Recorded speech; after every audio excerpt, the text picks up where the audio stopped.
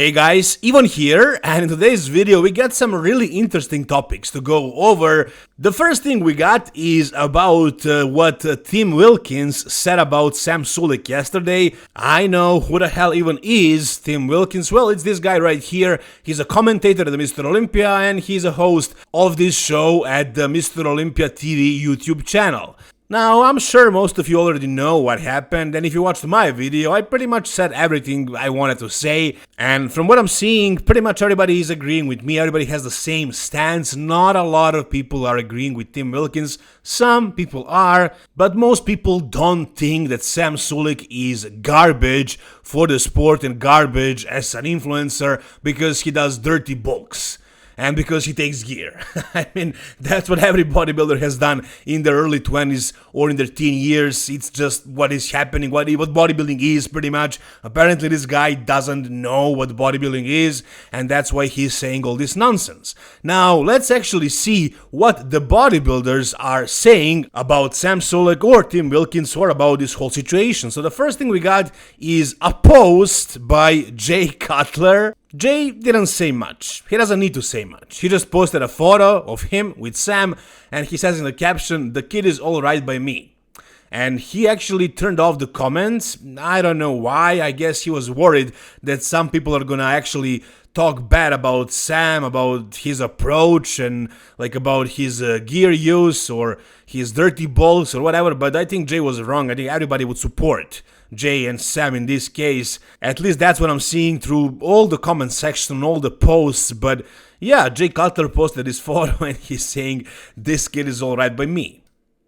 Bison Tries Instagram page made a post about this, and we got a couple of comments of some professional bodybuilders. For example, Anton Voyant, who says, "I understand the frustration of someone who's been trying to turn pro for 30 years, looking at a man who won at their first try a couple of months in.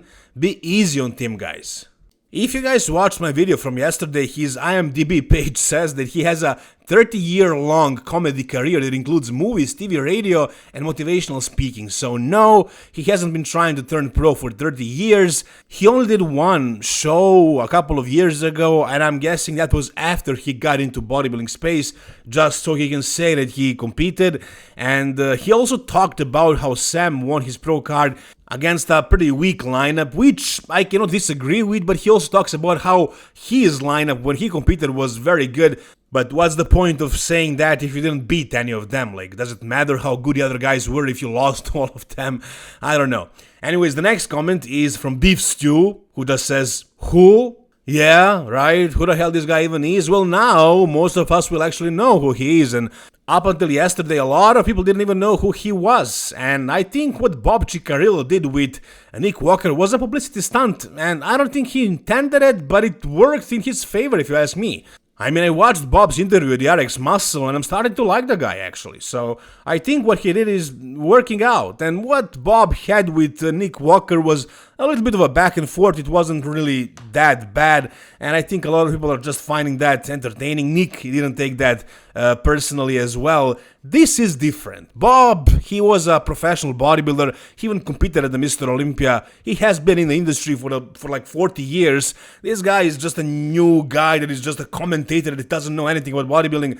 And he thinks he has the right to say that somebody as big as Sam Sulek, somebody who is living and breathing bodybuilding, he thinks he has the right to say that this guy is garbage. I mean, horrible thing to say. I don't think this is actually going to work in Tim's favor. I know they say there is no such thing as bad marketing. Any marketing is good marketing, but I don't know about this one. I mean, yeah, his name will be more known now, but I mean, I think this backfired pretty badly because let's read the rest of the comments. So the next one is from Fuad Abiad.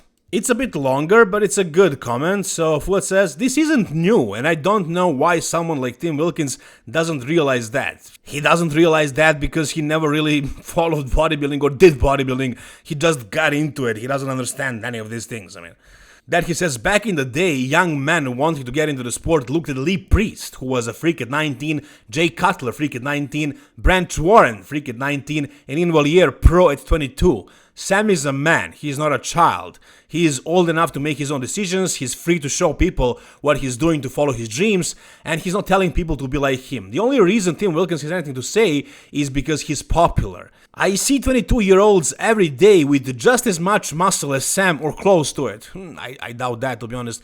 We all want them competing at our shows, we want them to register and be part of the sport. I don't hear anyone lecturing them. Anyone who doesn't understand how good Sam is for the sport is just behind the times and doesn't understand social media. Sam is bringing an entire generation of kids to bodybuilding, just like Lee, Jay, Branch, etc. Absolutely agree with this one. I have nothing to add really, except for a couple of comments that I already made. The next one is my favorite probably, and it's hilarious. Lee Priest is a savage, man. This guy. So he says, I don't understand his first sentence. I'm guessing he's saying I was 23 just like Sam and I was a pro. Then he says I was 10 years competing by then. So be quiet, seriously. This show is what is wrong with the sport. Only decent guy on this show is Chris Cormier here. Other two fools haven't got a clue. You're a hack. And the other guy is only in it because of who his brother is. Pathetic. And as far as I know, Tarek Elgindi's brother is Tamer Elgindi, and I don't know exactly what these guys' roles are in the Mr. Olympia or the IFBB. I thought they were both just promoters, but I guess Tamer Elgindi is more important for some reason. I don't know. But aside from the insults, I completely agree with Lee Priest. Lee Priest at 23, he had a 10-year-long competitive career. I mean, he turned pro, I believe, when he was like 16 or 17. They didn't want to give him the pro card because he was so young. But yeah, I mean, he wasn't natural in his teen years. And he is one of the legends of the sport. One of the guys everybody in bodybuilding looked up to at some point. And so many others as well, just like Fuad said, Jay, Branch. And as I mentioned yesterday, Chris Bumstead as well. He was competing in his teen years and he obviously wasn't natural at the time. And I'm also pretty sure he did a couple of dirty bulks. I mean, who didn't, guys? Come on, I know I have. I'm sure you have as well if you're watching this video. So yeah, I definitely disagree that Sam Sulek is garbage for the sport. And you can go through all the posts on Instagram and you can see a bunch of comments from all the other bodybuilders. I don't want to go through all of the comments, but there is a whole bunch of them. Everybody is defending Sam Sulek and everybody is calling out this Tim Wilkins guy. I don't know what went through this guy's head to say these things. He obviously has no clue about what bodybuilding is about and he's over there spouting nonsense. But it is what it is. You guys tell me in the comment section down below, what do you think about what Fuad, Lee, and Jay Cutler had to say about Sam? Alright, the next thing we got is some, well, let's say bad news. I don't want to say sad news because I believe Jeremy Potvin will recover after this. Jeremy Potvin, one of the top men's physique guys at the Mr. Olympia, has been diagnosed, as he says, officially diagnosed with stage 1 kidney cancer. Life happens and there will be setbacks. What matters the most is how you navigate those setbacks. You can choose to be defeated or you can choose to conquer. I've always chosen to rise above and that ain't changing now. I'll speak more on this another time. Yeah, I mean, this is pretty bad, obviously. For those of you who will say, of course it happened when you are abusing gear and you are shredded year around and this and that. That has nothing to do with this. Like, there is so many guys who are doing this kind of stuff and like this is not very common in bodybuilding. Like heart failure, that happens, especially with bigger bodybuilders, but this, I don't know what is the cause for this, but there can be so many things and it's bad, man. It's horrible. And I hope, I believe this guy is going to go successfully through this and he will recover. Will he be able to bodybuild again? I don't know. Apparently he caught it early. It's stage 1. So at least there is that. Hopefully he's going to take care of this. And I don't know. We'll see how much will this affect him and like his competitive career. But that's not really what is important now. You know, it's all about recovering and basically surviving this. He also made a story. Let me play it for you. Alright guys, it's actually taken me a while to put this video out, but I do want to send a thank you to everyone who has reached out and sent positive vibes my way. It really has been overwhelming. It's insanely appreciative and super grateful for all of you. the reason it's been hard to put this video out is, for some reason, even though I've made light of the entire situation, sitting there and saying I have cancer, it just feels weird, man. Like, I know everything will be all right. I know I'm going to come out on top. You know, I got very fortunate that I found this early. So, yeah, would have been crazy if I never went in for stomach pain or stomach issues, GI issues.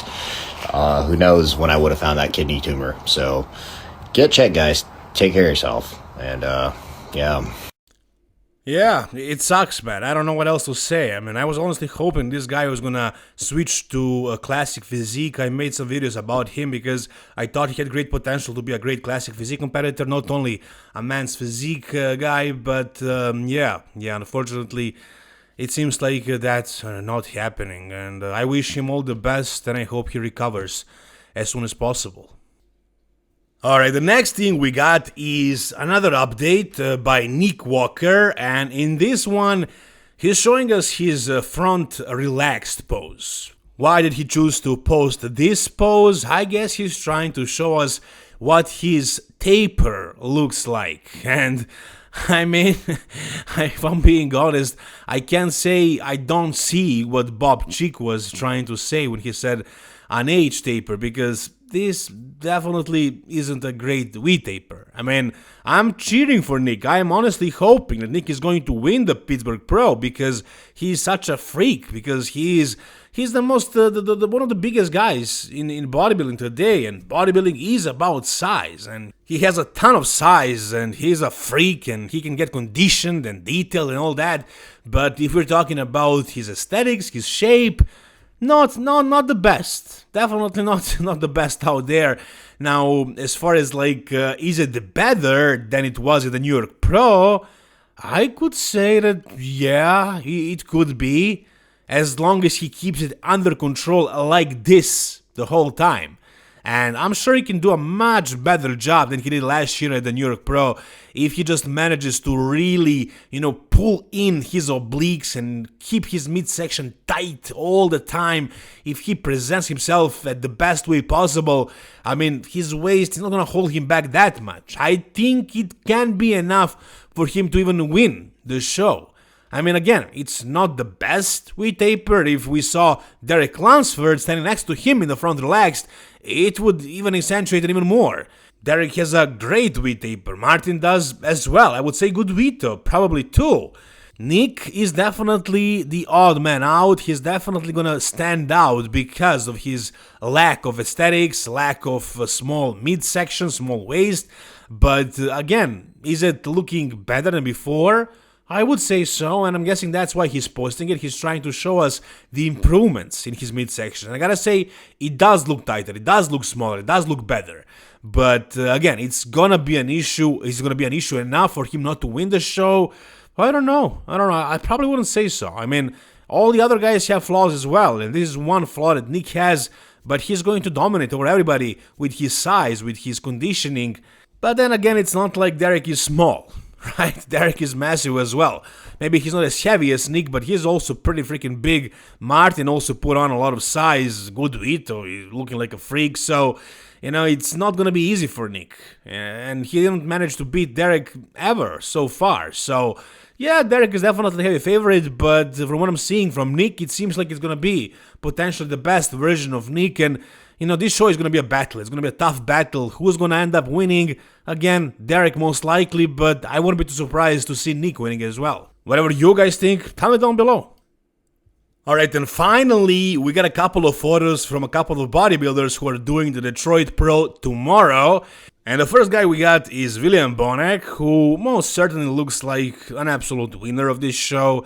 I don't see anybody else beating him. He looks crazy, to be honest. I mean, he's not what he used to be, but he got back a lot of that he lost. Like, he's definitely a lot better now than he was last year. So he made some progress. He brought back some of the fullness that he lost. Again, not the best William Bonek ever, but probably good enough to win this show against some of these guys. For example, Sashirati. Some people have him winning this show. I don't know about that. I mean, In this shot, in the most muscular, he does look pretty crazy. And this is at 1 day out, and he's coached by Chris Acito, so I'm expecting he's going to get drier and fuller tomorrow as well. But he looks conditioned. He looks like really carved out. Look at the depth of the separation on his quads and on his chest and pretty much everywhere. He has really deep details and that hard, grainy look. And it seems like his back is also improved. Do I see him winning against William Bonac? No. But do I see him in the top 3? Yeah, for sure. Can he beat James Hollingshead though? Man, I said before this show that I'm not gonna hype James up anymore because I hyped him up before the Arnold Classic. So many other people did as well, and he definitely disappointed. But looking at this photo with Brent Warren right here, also at 1 day out, I mean, it looks good, honestly. Oh, James looks like he improved from the Arnold. He looks much more grainy, harder, more conditioned and fuller as well. But I don't know. Let's wait and see him on stage. He didn't have good details on the Arnold Classic stage, but maybe with this lighting at Detroit, maybe they're gonna be like more noticeable and he's gonna look just better. I mean, the other guys will as well, but maybe this lighting will show James in the best possible way. And with his height and size, maybe he's gonna, look more dominant compared to the other 2 guys who are a lot shorter. But again, based on his track record, I wouldn't bet on him in this show. I would still bet on William Bonac first. Then, I don't know, let's say James second and Sauce third. But those 2 can shift very easily.